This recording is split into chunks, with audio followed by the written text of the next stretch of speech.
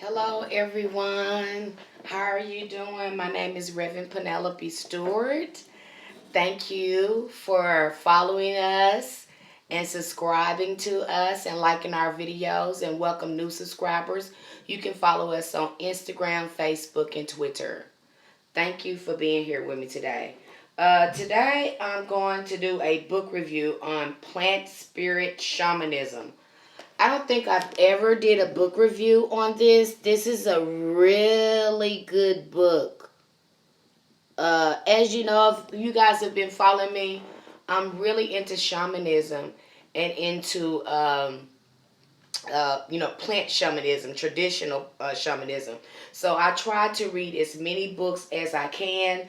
What's so neat about this book is it has indigenous spiritual practice in here. So they're talking about African uh, traditional spirituality or religion, and they also talking about Native American or American indigenousness spirituality in here too.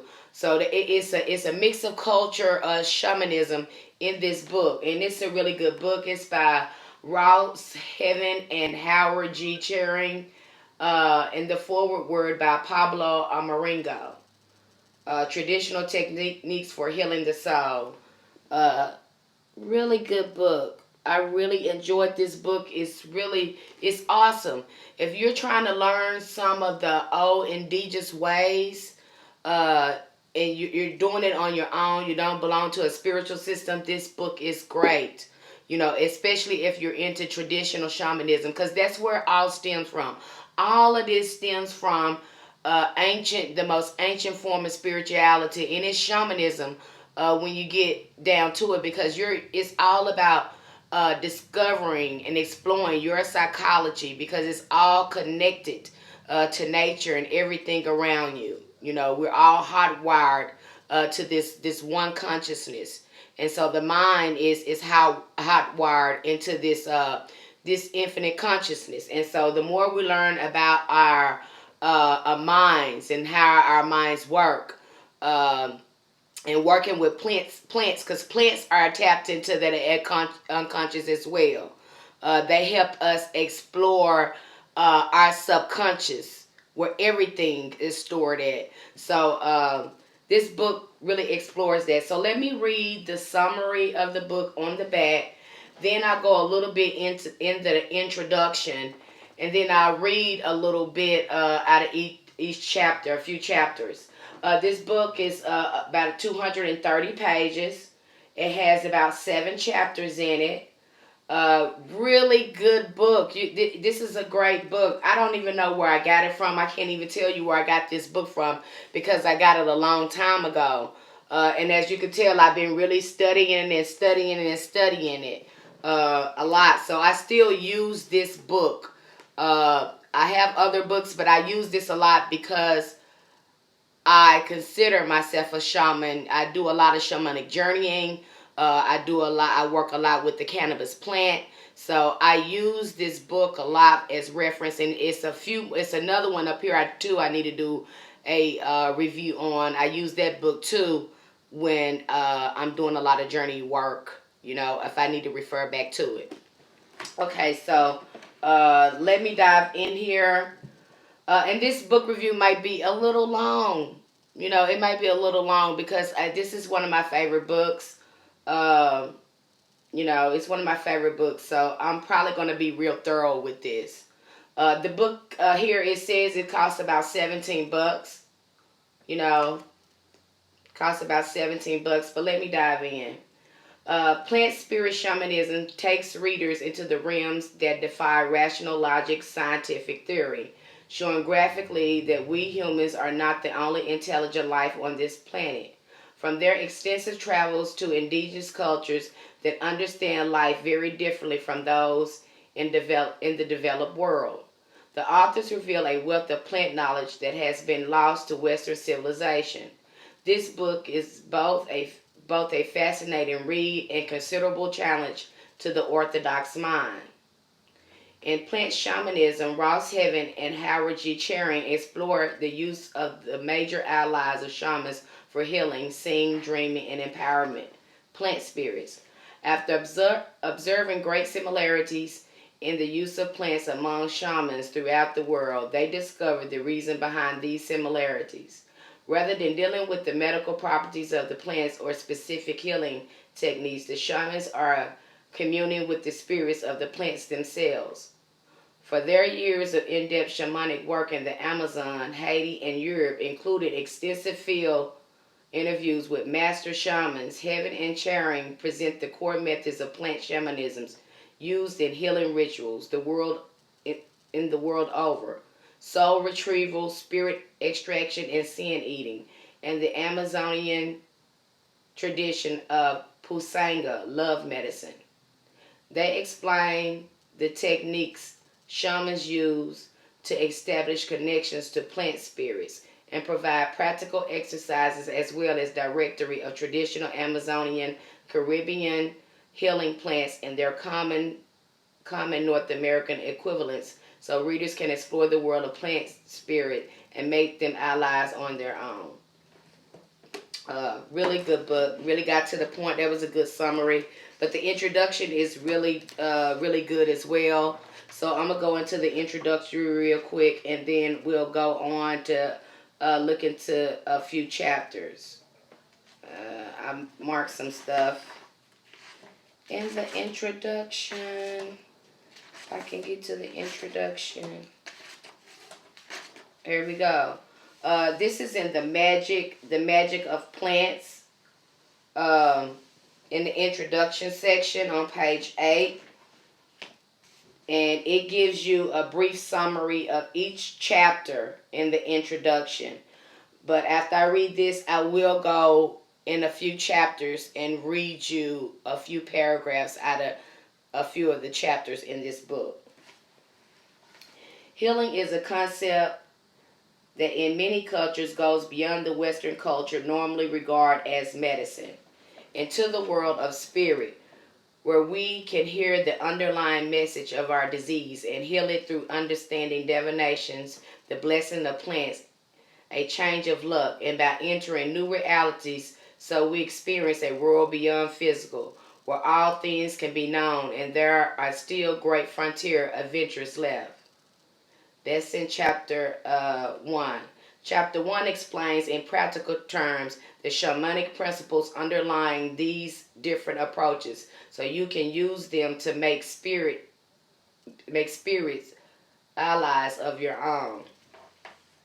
In chapter 2, we look at the concept of Shaman Diet, a body of practices that help the shaman incorporate the plant spirit into his or her own. For this union, the plant itself informs and teaches the apprentice how to invoke its power so it can be used in healing. We also introduce some of the plants that shamans consider most important to develop a relationship with.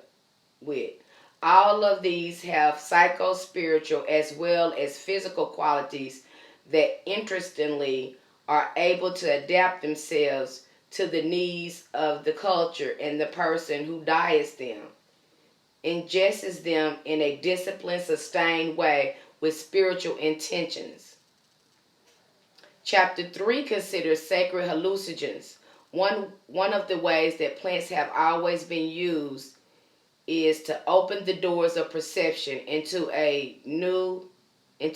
new and other realities. This is a form of initiation into itself. New neural pathways open up through communion with the plant, and the dieter may gain unusual important insights into the nature of his and all life. Like I said, this is a really good book. And I really can resonate with number 3 because their perception really can change, and you are able to let the mind go, and explore other realities. And that is so true when you get into using plants to visit other realities or go visit the Akashic records and things like that. It's really you'll be very surprised and astonished on the information you can attain when you start using the plants to journey to other realities, or to visit the past, present, or the future, you know, or go to the underworld, the upper world, or the middle world, you know, as the shamans call it. Chapter 4 introduces two important concepts in shamanic healing, those of soul retrieval and spirit extraction. Now, I use these books for that. When I was doing a lot of healing on myself, I used this book for spiritual soul retrieval because of the abuse and emotional trauma that I had experienced. So I used this book for that. Really good book that helped me start working on that soul loss. And a lot of this is psycho spiritual. This is about exploring your consciousness and going in and healing yourself, because that's where diseases are born, originate from. They originate from our consciousness before they set up a dis-ease in our bodies. Okay. Chapter 4 introduces two important concepts in shamanic healing, those of soul retrieval, spirit extractions. Though little documented before now, through these two practices the world over, plants are used to return vital energy and remove negative influences. This chapter explains soul retrieval and spirit extraction and demonstrates how plants are our allies in this.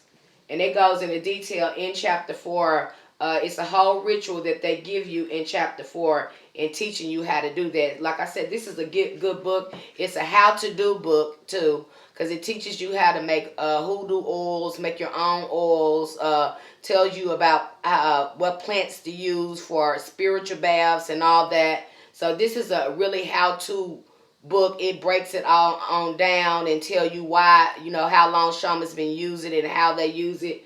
Really good book. If you're doing any herbal work or you're into plant shamanism, you need to have this book. If you're trying to gain more knowledge of the ancestors, this is a good book. Okay. In chapter 5, what has not been widely reported is the flower aromas. Let me talk to them. Can be used to change physical reality by altering one's luck. Regarded as a real controllable force in shamanic tradition. This form of magic are known as perfumeros. And they are able to use smell not just for adornment or in ritual, but for highly practical purposes such as succeeding in business, winning court cases, bringing back lovers who have strayed.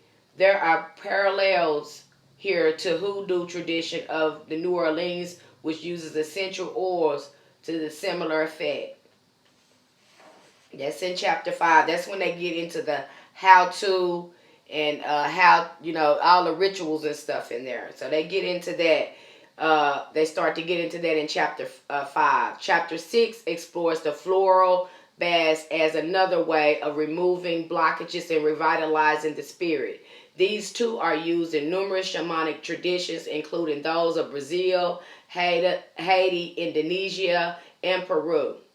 Chapter 6 explains the energy body and how and why it becomes blocked, unbalanced, and what you can do to restore and energize yourself. It also includes recipes for baths you can treat yourself to using easily found herbs and oil. Chapter 7 offers suggestions for how you might expand your work with these allies. It explains, for example, how you might conduct a healing in a modern setting so you can pass on your knowledge in the treatment of others. Like I said, a really good book, and that was just in the introduction that gave you a little summary of what was going on in each chapter.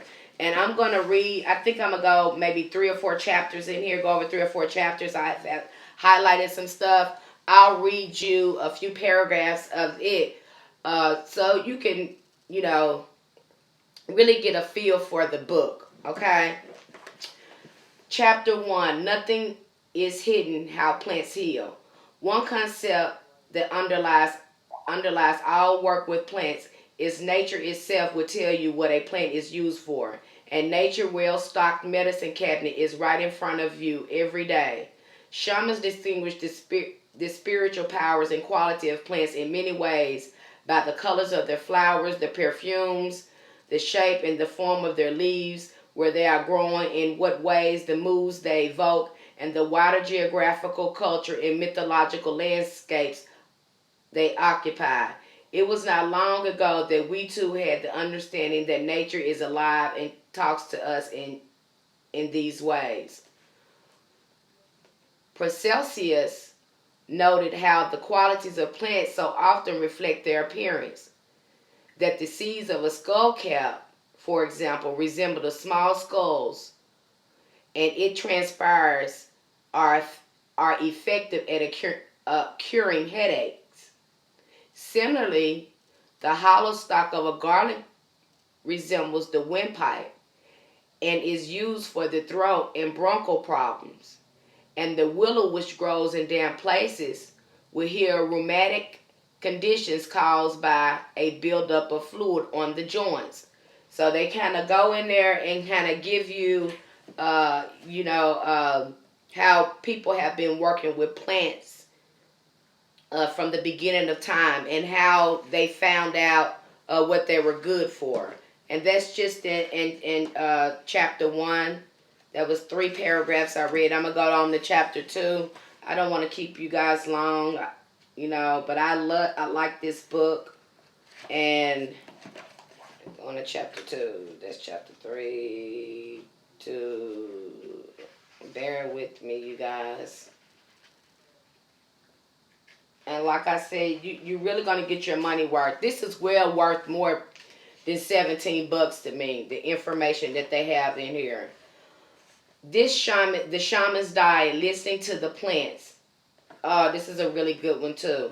This is really, it really explains to you what shamanic work is all about, and what discipline you need to practice this shamanic lifestyle. This chapter will open you further to the spirit of plants through a process known as the Shaman Diet. This body of practices involves certain actions and restrictions on the behaviors of shaman to be, so he or she can learn from his plant ally how to use it for healing, and how to strengthen himself physically, psychologically, and spiritually. In Peru, it also includes the learning of magical chants called Aromas, and in Haiti, the memorizing of sacred songs called chantes. So, to call and make contact with the spirits and to invoke the power of the plants. All of this is known as diet, the purpose of which is to prepare the body and nervous system of the apprentice for the expansion of consciousness brought by his communion with the spirit of plants. Again, see, all this is dealing with consciousness. All this is dealing with consciousness. Once you start looking at this stuff and really getting into your spirituality, you're going to see all this goes back to our consciousness. Chapter 3, Plants of Vision, Sacred Hallucinogens. Another one of my favorite chapters in this book, besides spiritual intrusion. And that's going to be our next chapter, and then I'm going to close, okay? Chapter 3, Plants of Vision, Sacred Hallucinogens. One of the traditional ways for the plant shaman to reaffirm his connection to this living and inspired world, and to allow it to communicate with and through him, has been by use of visionary teacher plants, each of which is a spirit maestro or master of awareness in its own right. This is the domain of the sacred hallucinogens. Did you hear that? I'm going to go on to read. For the shamans, we are all dreaming, hallucinating all of the time. Our modern cities' ways of life are the dreams of the West, embodying a myth of what the world is or should be. Fundamentally, the Western dream is one of the separation and disconnection from the flow of things, where competition, conflict, and challenge are the norm. The fact that things do not have to be this way and we could create a different world based on a richer, more inclusive, more liberating principle. But we do not suggest to the shamans as a mass hallucinatory experience in its own right. Sacred hallucinogens are the means of breaking through the trance of social dream into the expansive, freeing, information-rich universe full of infinite possibilities for other realities and futures. These plants do not lead us away from ourselves into an unbalanced frame of mind, as our doctors and politicians warn, but deeper into ourselves and our potential to a place where we can find greater balance through genuine self-awareness. Sacred hallucinogens are messages from spirit. The power of visionary plants requires that they always be taken in a ritual setting, conducive to the appearance of the gods, and with an intention or purpose in mind. For self-understanding, meaningful connection with a greater than human reality, and this setting and intention. Full meaningful connection with a greater than human reality, and this setting and the intention contribute to their effect as well. So, I mentioned that too because I have a cannabis shamanism class coming up, and I'm very careful screening people that I want in this workshop, you know. So it is, I talk about discipline, and I talk about how settings is so important if you're going to be using cannabis as a plant ally. So, I thought that was interesting that this was brought up because that's one of my things I kind of screen in my questionnaire. For those of you that's interested in my cannabis shamanism course, I'll leave a link here if you're interested in that. And you can shoot me an email or message me on my page, Facebook page, and I will send you a questionnaire. Again, I'm only choosing 10 people for this course. I'm only choosing 10 people for this course because I want to be able to help everyone.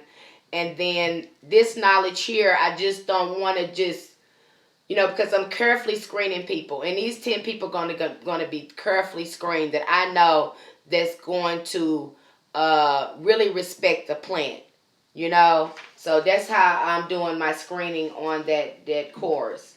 I'm going to go on to chapter 4.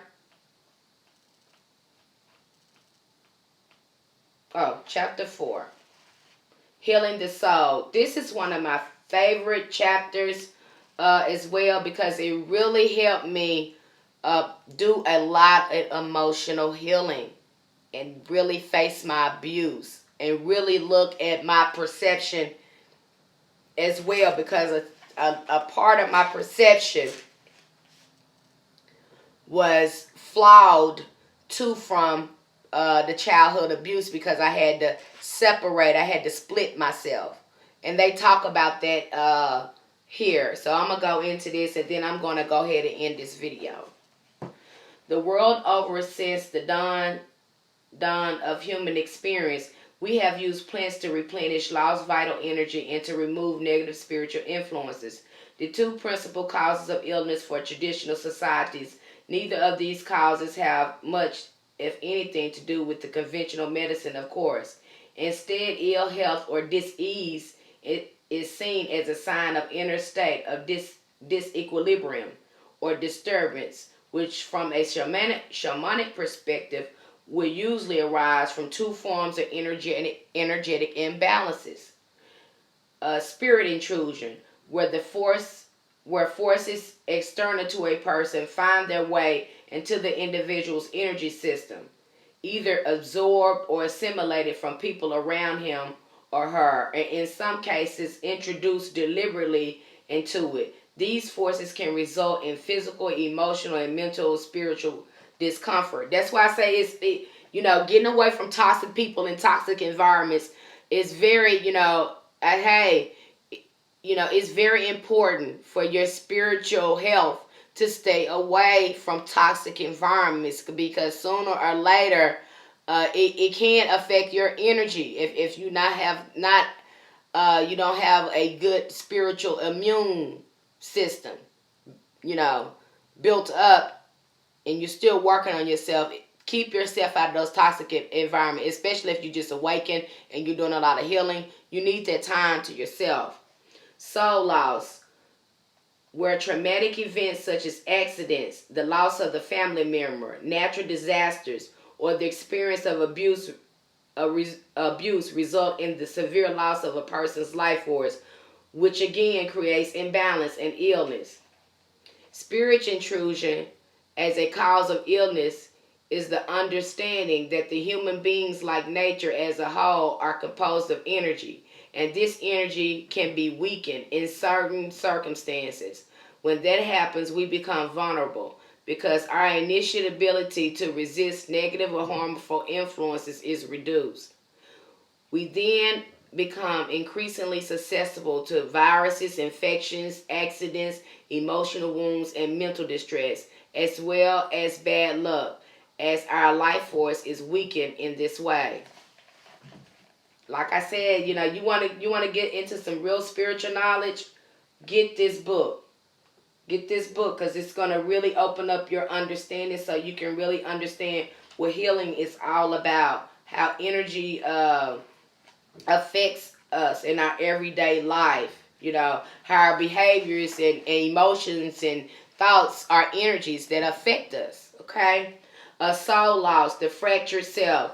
I really had to get into this because, I had some of this going on. But I'm doing a lot of healing. And my healing has really been instrumental in my spiritual practice. It's really helped me go on to heal other people while I'm healing as well. I've did, in my readings, my spiritual readings, I'm helping other people spark a healing in their life as well because I'm able to better identify it. So even though this thing happened to me, it's also been a blessing at the same time. So it's been a bittersweet journey, my healing journey, because it is my spiritual journey. It's one and the same. So it's been very rewarding. But let me go into soul loss and then I'll close out. Soul loss is in many ways the exact opposite of spirit intrusion. In the latter, some alien force is injected into our spirit cells. In the former, it is a loss of spirit, a depletion of energy that causes the illness. In the West, we know something of our soul loss, though we use different terms for it. We talk, for example, of a psychological disassociation and stress-related syndromes, which arise as a result of traumatic abuse, abusive and hurtful experiences, and may have a number of physical, mental, emotional symptoms associated with them. In shamanic cultures, the same symptoms are diagnosed as fracturing of the soul, or simply as soul loss, where an individual spirit faced with pain has split into many parts, some of which have taken refuge in the other world, away from the harshness of everyday life. In some ways, then, soul loss can be seen as a positive act of psychological, emotional self-protection in the face of great pain and distress. When we are suffering, of course, we do not want to be present, and so our souls and our psyches have found a way for us to take refuge in a world away from our trials. Okay? It's also got some really good pictures in here. Like I said, they talk about hoodoo. They give ingredients on spiritual baths. They go really into details. After chapter 4, they really go into details about how to and rituals and things like that. Here's some pictures. Let me get a little closer. Here's some pictures they have in the book. I think that's an Amazon shaman. Could be Caribbean. Let me see. No, that's San Pedro. That's in San Pedro. I think this is the Amazonian shaman. See, really good pictures in this book. Put this down. Really good pictures in this book. like the book. Then it shows Haiti, the shamans in Haiti. Did that show up here? Yeah, here it is. They show the shamans in Haiti and the more indigenous cultures, older cultures, you know. And I'll leave the title, you know, this is going to be, the title will be, the book title would be in the name of the video. So I'll leave that here to make it easy for you to find. If you're interested in my plant cannabis shamanism class, I'll leave a link here. But I thank you so much for being here with us today. If you like the video, please like it. And thank you for subscribing and supporting to our channel. Light and love. May the ancestors be with you.